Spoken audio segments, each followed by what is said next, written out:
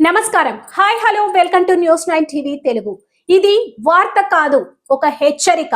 ఇది సమాచారం కాదు, కన్న బిడ్డలను బడికి పంపే ప్రతి తల్లిదండ్రుల గుండెల్లో పడుతున్న ఆందోళన. పవిత్రమైన చదువుల తల్లి ఒడిలో ఉండాల్సిన 53 మంది చిన్నారులు మృత్యువు అంచున నిలబడ్డారు. కారణమెవరో తెలుసా? విద్యా బుద్ధులు నేర్పే గుడిలాంటి పాఠశాల యాజమాన్యం నమ్మిన ఒక తాగుబోతు డ్రైవర్. ములుగు జిల్లా ఇంచర్ల దగ్గర ఈ రోజు జరిగిందేమిటో వింటే ఒళ్ళు గగ్గురుపాటుకు గురవుతుంది. కామారెడ్డి జిల్లా గాంధారి ప్రభుత్వ పాఠశాల విద్యార్థుల ప్రాణాలు గాలిలో దీపాల్లా మారాయి. ఏమనుకుంటున్నావు డ్రైవర్? నువ్వు పట్టుకుంది స్టీరింగ్ అనుకుంటున్నావా, లేక 53 మంది పిల్లల ప్రాణాలతో ఆడుకునే బొమ్మ అనుకుంటున్నావా? చేతిలో స్టీరింగ్ ఉంది కదా అని నరాల్లో నెత్తురు బదులు మద్యం ప్రవహిస్తుంటే బస్సు నడుపుతావా? నీ మత్తు కోసం ఆ పసిపిల్లల తల్లిదండ్రులకు పుత్ర శోకం మిగులుద్దామని అనుకుంటున్నావా? ఆ బస్సులో ఉన్నది ఎవరో తెలుసా? రేపటి భవిష్యత్తు. వాళ్ళు నీ ఇంట్లోని పిల్లలాంటి వాళ్ళే కదా. అతి వేగం, దానికి తోడు మద్యం మత్తు. ఆ 2 వీలర్ ని ఢీకొట్టినప్పుడు నీ కళ్ళు ఎక్కడున్నాయి? మత్తులో ఉన్నాయా లేక మూసుకుపోయాయా? స్థానికులు నిన్ను చితకబాదారు. అది కేవలం కోపం కాదు, ఆ 53 మంది ప్రాణాలు కాపాడుకోలేకపోతామే అన్న భయం. అప్పటి నుంచి మేము అనుకున్నాం ఆయన తాగేసిండని.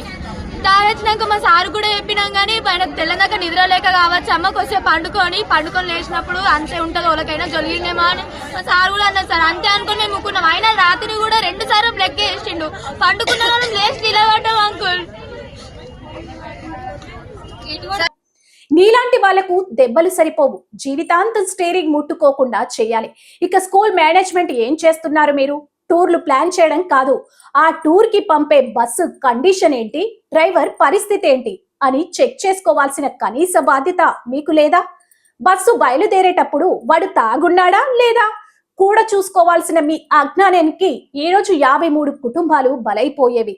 డ్రైవర్ తాగున్నాడని తెలిసి పర్మిషన్ ఇచ్చారా, లేక మీకు పట్టదా? ప్రభుత్వం నుంచి నిధులు వస్తున్నాయి కదా అని ఏదో ఒక డొక్కు బస్సుని, దానికి తోడు ఒక తాగుబోతు డ్రైవర్ ని పంపిస్తారా?